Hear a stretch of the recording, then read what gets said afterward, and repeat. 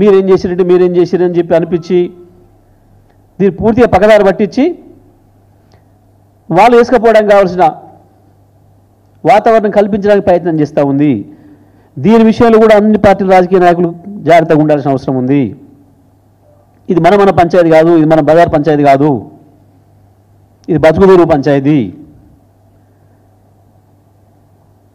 అదేదో బ్యాంకులో 10 రూపాయల నోటు ఆడబడేసి 10 రూపాయల వరకు వర్గంగానే సుడికేసి వేసుకుపోయిన పద్ధతుల్లో ఇది కేవలం తెలంగాణలో కాంగ్రెస్, బీజేపీ, టీఆర్ఎస్ పంచాయతీలాగా, బీఆర్ఎస్ పంచాయతీలాగా సృష్టించి మీరు అనుకోండి మేము వేసుకొని పోతామన్న పద్ధతుల్లో ఒక వర్గం మీడియా చాలా పథకం ప్రకారం చేస్తూ ఉంది. దీన్ని అందరూ కూడా గమనించుకోవాల్సిన అవసరం ఉంది.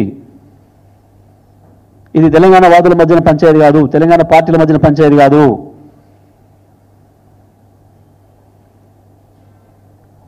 రాష్ట్ర ప్రభుత్వం యొక్క చర్య ఏ ఒక్కటి కూడా సరైన పదంలో సరైన మార్గంలో కనిపించడం లేదు. వాస్తవానికి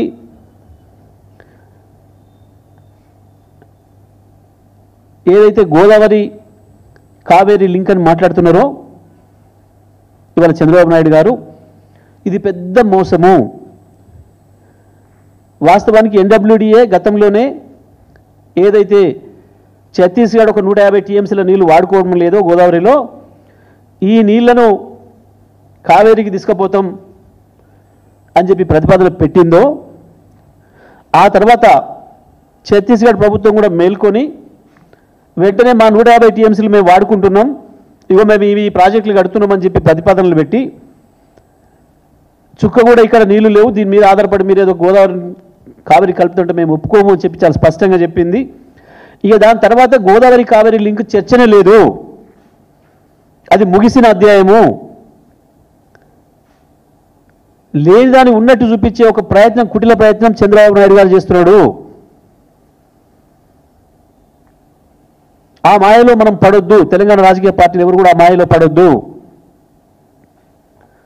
బీజేపీ నాయకులు కూడా, కేంద్ర మంత్రి స్థాయిలో ఉన్న వాళ్ళు కూడా అవగాహన పెంచుకొని మాట్లాడితే మంచిది. జరుగుతున్న కుట్ర ఏందో తెలుసుకునే ప్రయత్నం చేస్తే మంచిది. ప్రతి క్షణం చిల్లర రాజకీయ మాటలే వద్దు.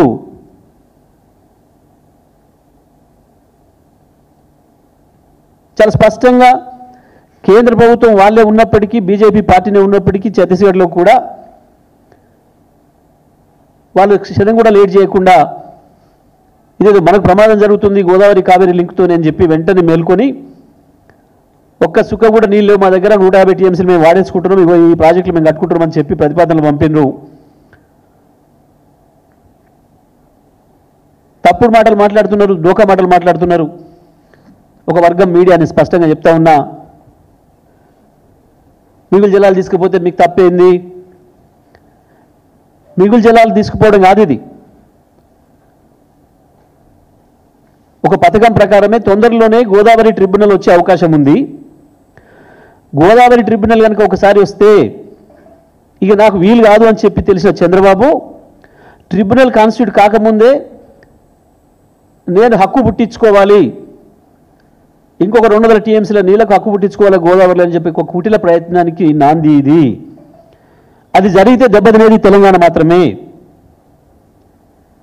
తెలంగాణ హక్కులు కోల్పోయే ప్రమాదం ఉంది.